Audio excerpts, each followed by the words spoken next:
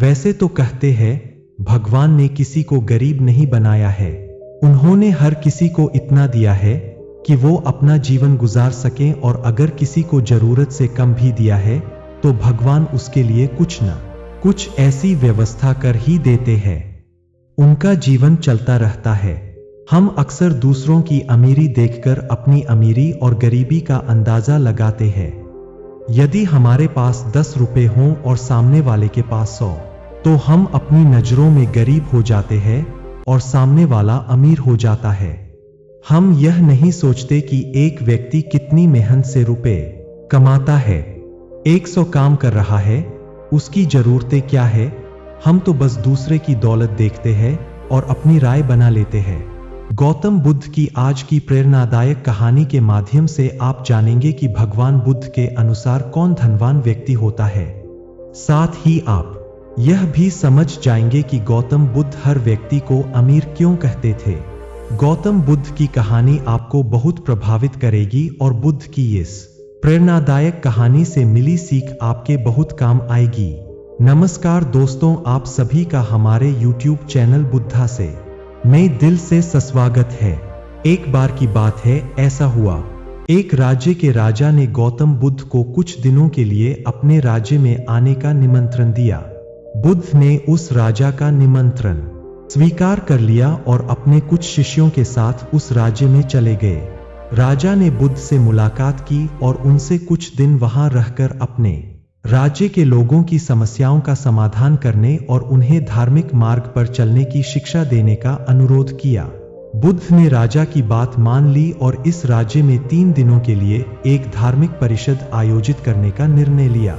गौतम बुद्ध के आगमन की खबर पूरे राज्य में फैल गई और धार्मिक सभा के पहले ही दिन बहुत से लोग आए। उसी राज्य के चौराहे पर एक भिखारी बैठा रहता था। उसे भी गौतम बुद्ध के आने की खबर थी, लेकिन वह सोचने लगा कि धर्मसभा में जाकर और यहाँ बैठकर उसे क्या मिलेगा। जैसे जैसे लोग आएंगे वे मुझे भिक्षा में कुछ न कुछ अवश्य देंगे। पहले दिन कई लोग आए और इस भिखारी ने अच्छी खासी कमाई की। अगले दिन फिर वही क्रम जारी रहा। भिखारी ने भीख मांगने के साथ साथ यह भी देखा कि धार्मिक सभा में जाते समय लोग उदास और दुखी हो रहे थे और उन्होंने उसे कुछ दिया भी नहीं। जब वह बुद्ध से मिलकर वापस आता है तो बहुत खुश दिखता है और खुशी खुशी भिक्षा भी देता है। यही सोचते सोचते दूसरा दिन भी बीत गया। तीसरे दिन जब बहुत कम लोग आए तो भिखारी परेशान हो गया। उसने कमाई नहीं की।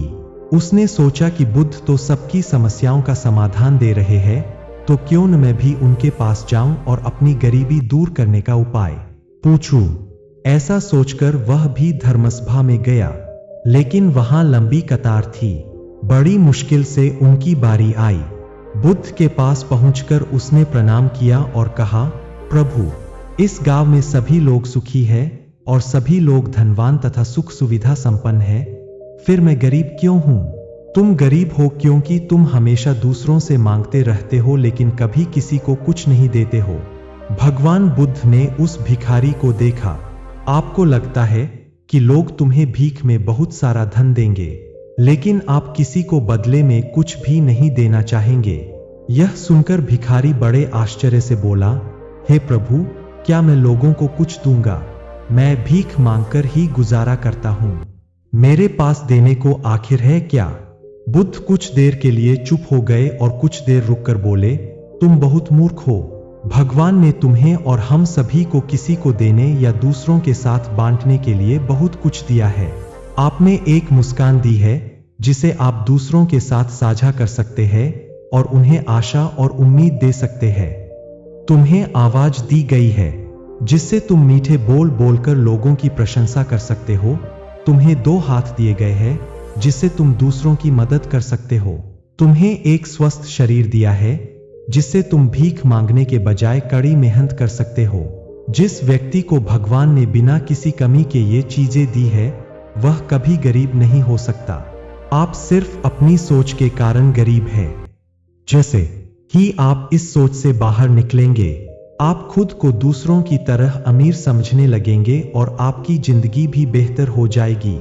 दूसरों की खुशी देखकर अपनी तुलना दूसरों से न करें। भगवान ने सभी को अमीर बनाया है, बस जरूरत है तो अपनी सोच सुधारने की। भगवान बुद्ध की बातें सुनकर मनुष्य को अपने जीवन का मूल्य समझ में आया और वह उनके द्वारा दी गई शिक्षाओं के अनुसार अपना जीवन जीने लगा। जब हम सभी अपनी तुलना दूसरों से करते हैं या दूसरों को खुश देखते हैं, तो हमें लगता है कि हमारी जिंदगी खराब है और बाकी सब मजे कर रहे हैं।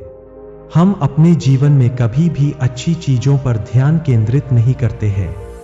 हम कभी यह नहीं सोचते कि भगवान ने हमें स्वस्थ शरीर दिया है, जो सबसे कीमती चीज है।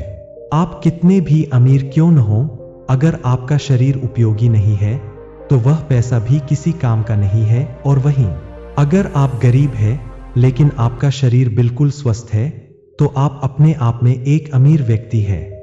कोरोना काल में हम सभी ने देखा है कि पैसे से ज्यादा जरूरी स्वस्थ शरीर है। वीडियो को अंत तक देखने के लिए धन्यवाद।